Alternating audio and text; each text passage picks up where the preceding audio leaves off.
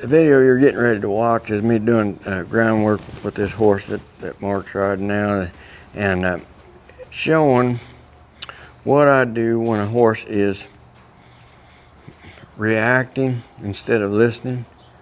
You're gonna get to see how I let this horse work against himself until he decides he chooses to work with me or agree with me, and then how I let him get comfortable in the agreement, and that is getting our base. The horse had inadvertently been trained, not on purpose, but this happens by default when there's not the right thought process taking place. You'll do things, and the horses learn how to.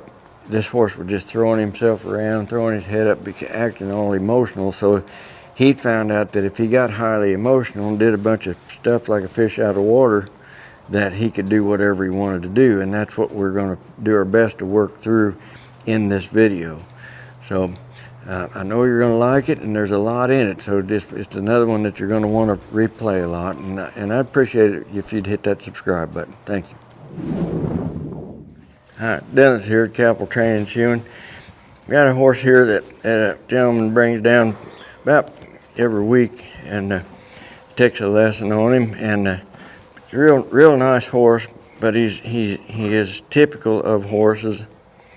I'll call it he likes to take situational advantage, and I was just watching the interaction between him and his owner a minute ago, and the horse was in there real close, and this horse was taking his nose and just bumping into him, and then his correction was kind of like that. It was just kind of a grandma's pat, or a love pat. So the correction that he was giving him for it was kind of like a reward for it.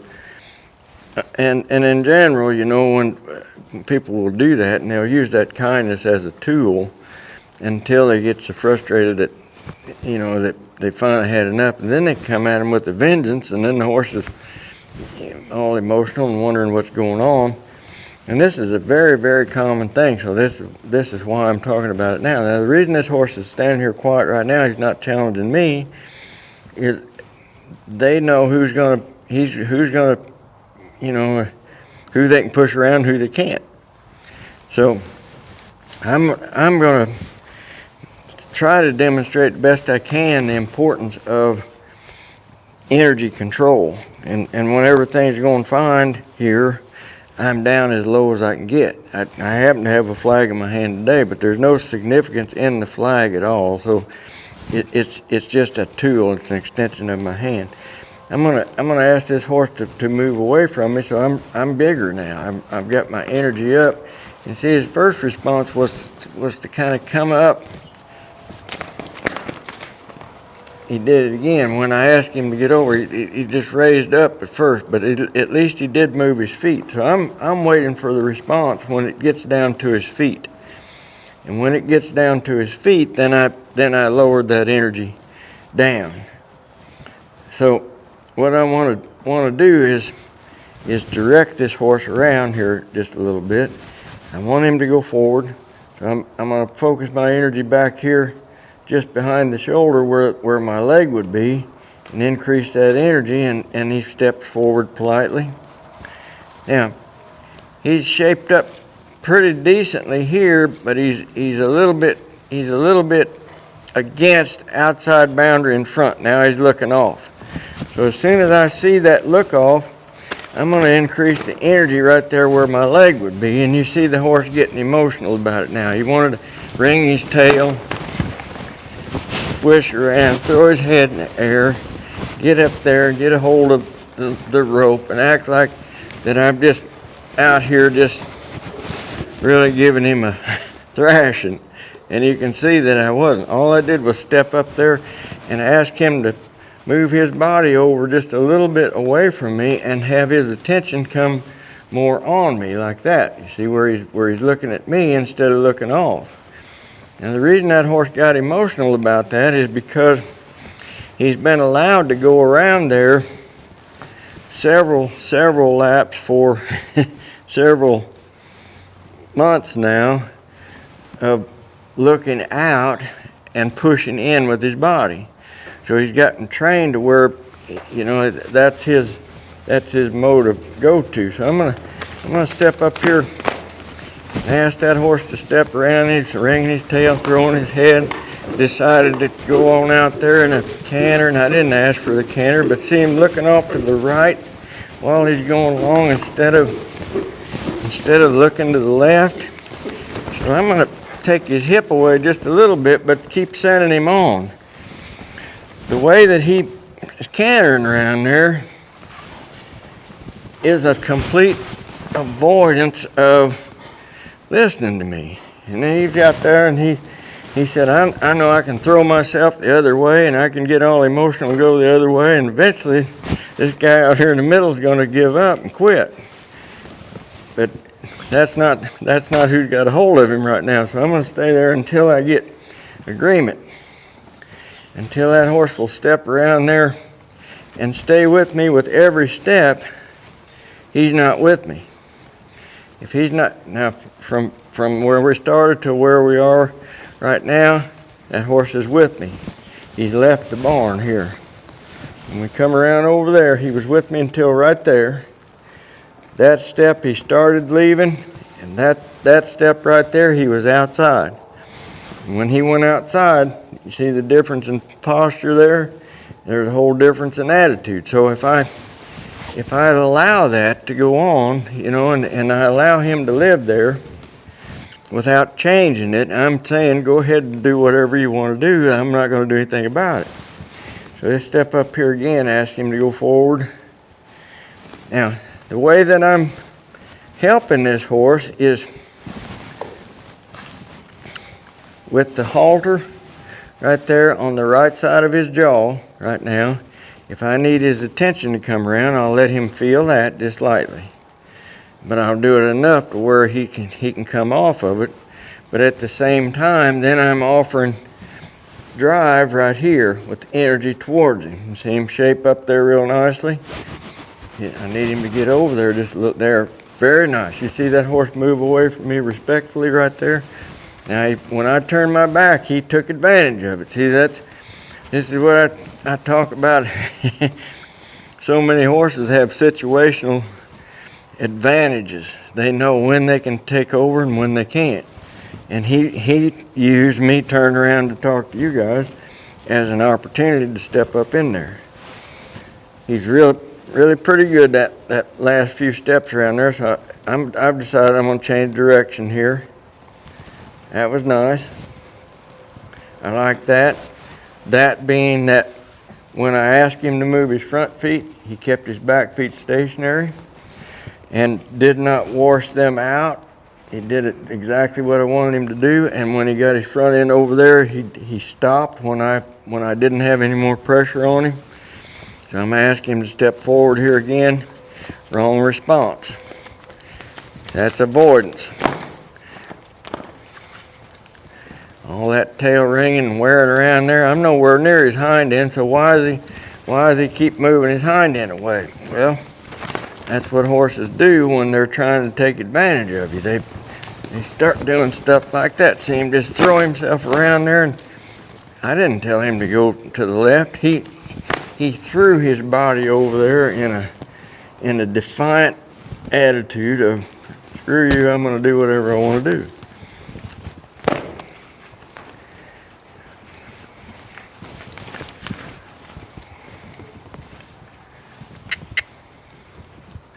All I've done is set a wall over here and let him find freedom going through that wall.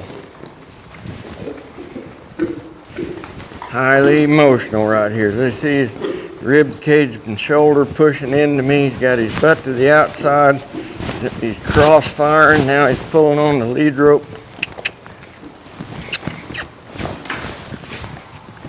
Overreacting.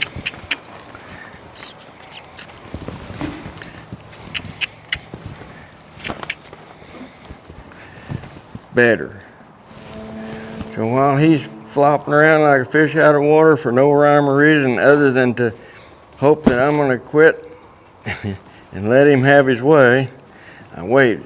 I waited. I let him do whatever he thought he needed to do until a right attitude showed up, and then I let him feel the peace that come in that.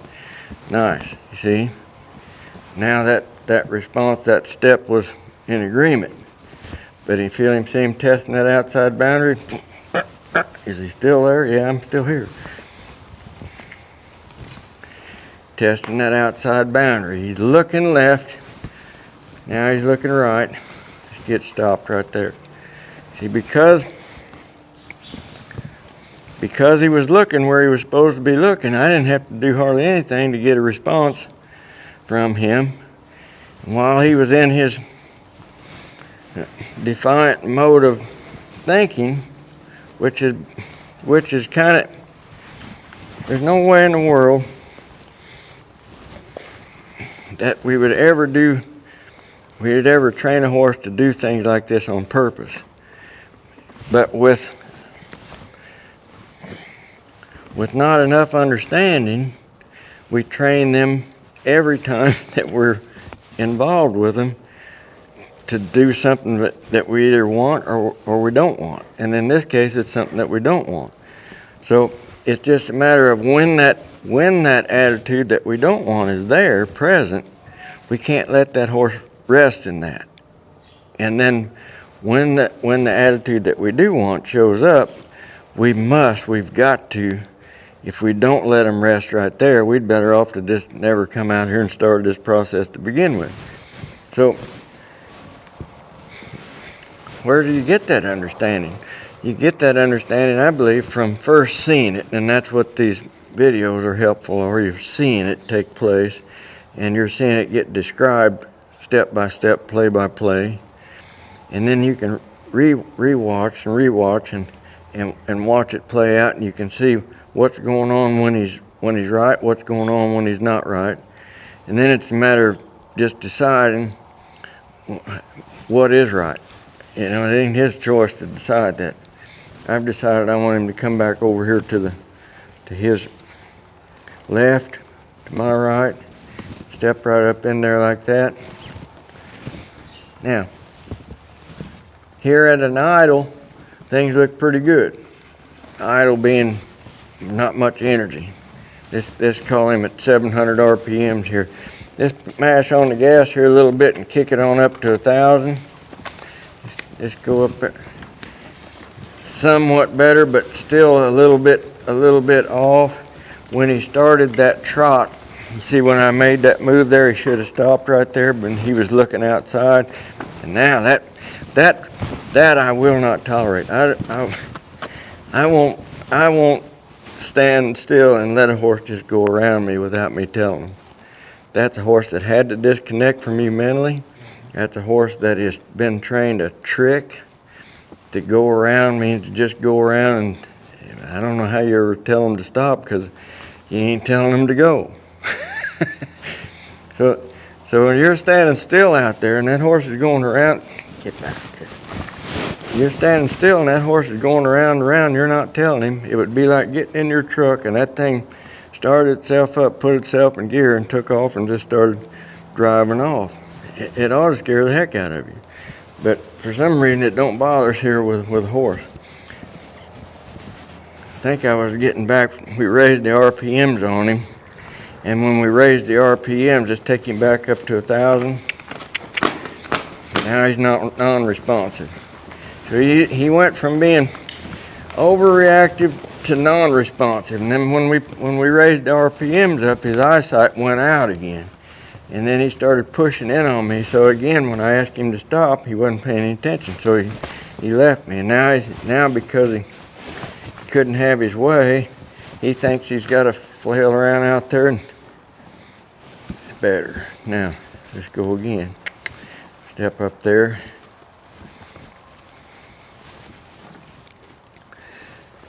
Again, at an idle, things look pretty good. Let's go to 1,000 RPMs. Now, I'm going to hold him at 1,000 and I'm going to push on that rib just a little bit while he's going along. So, see how I've shortened that rope? And look where I've got this line. I put it on my body and hold it tight there. And the reason I see him pull on me there, now when he quit doing that, you see it means more to him because my hand was stationary here, there was no give in it. And when he quit pulling on it, he put the slack in there himself. So that's why when I'm sending him here forward and I raise the energy up and we get up to 1,000 RPMs again, there he is all emotional. He's done threw his head up and got the bridle over his ear. See, all that ridiculous, unnecessary behavior because he's emotional. Doesn't have to be there at all. Dragging his tail. Basically a toddler throwing a fit. That's all you're seeing is not asking him to do anything hard. I'm just asking him to go forward and look where he's going. And because I wouldn't let him look out the wrong way, he decided to get emotional. And I'm getting him to look where I'm going by applying just a little more energy right there where your leg would be and holding that lead rope stationary against my body. See that? Now, I didn't tell him to face up. I didn't tell him to go the other direction. So he's telling me I'm programmed to stop and turn every time I've been going around. So now he's just coming up there, just pulling, defiant, because I won't let him have his way. There. Get over there. He's just mad because he's so used to having his way. That when he's not getting it, he's going to throw a little bigger fit. I'm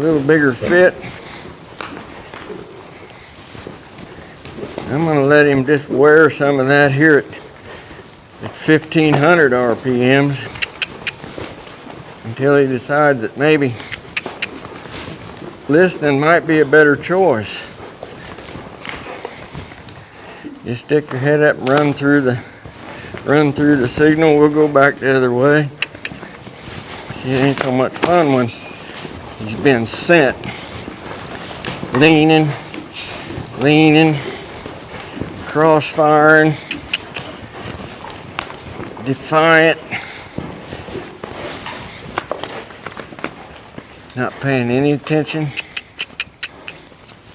Don't rest over there or nothing.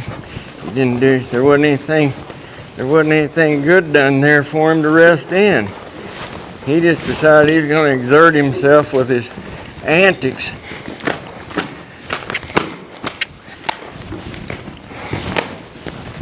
Sent him the wrong way. Not the wrong way. I sent him and he went the wrong way.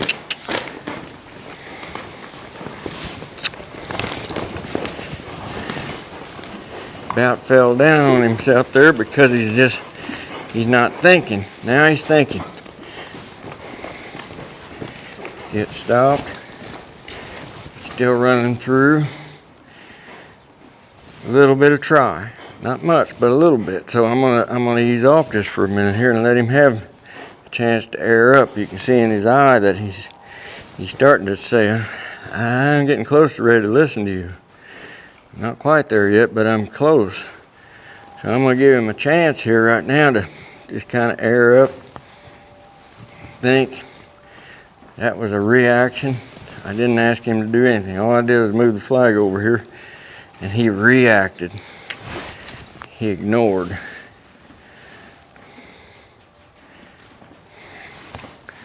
So he's either doing more than I want or not what I want. So there's the dynamics that we're dealing with right now. Now he's right in my picture. Perfect. But we're back to an idle.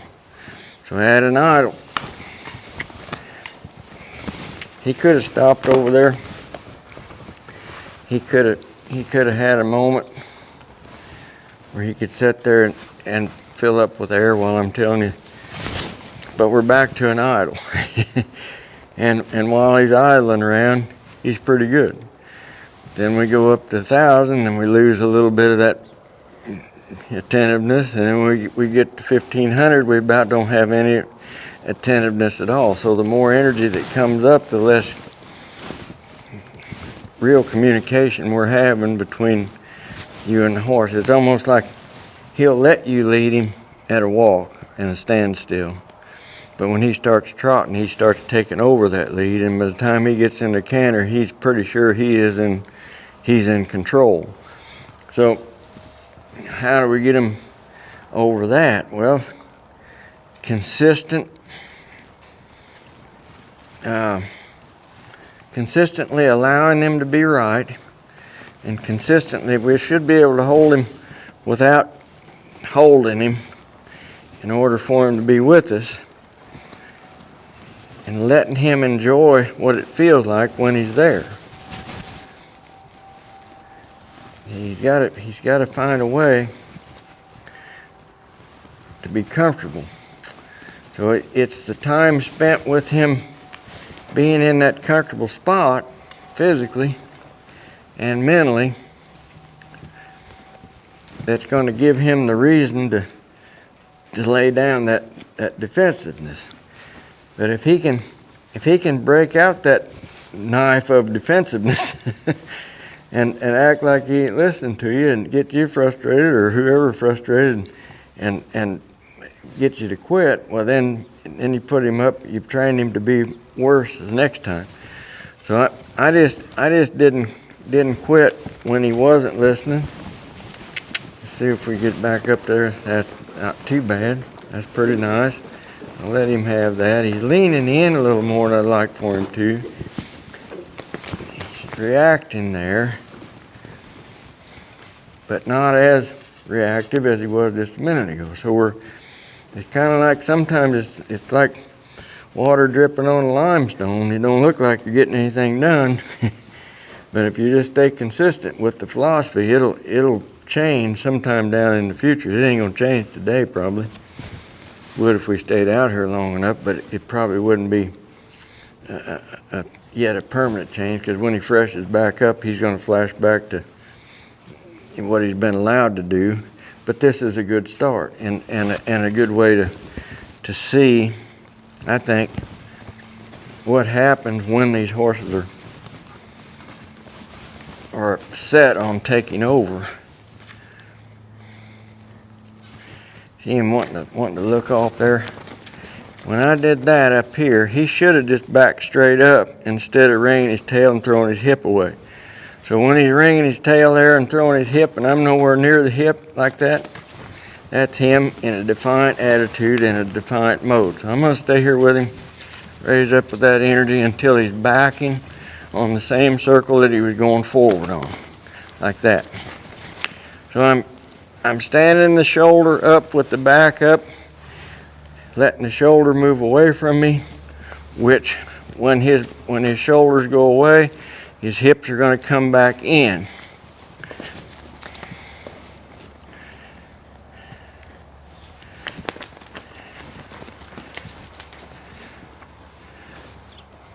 Nice. Let's just back around here on time like this.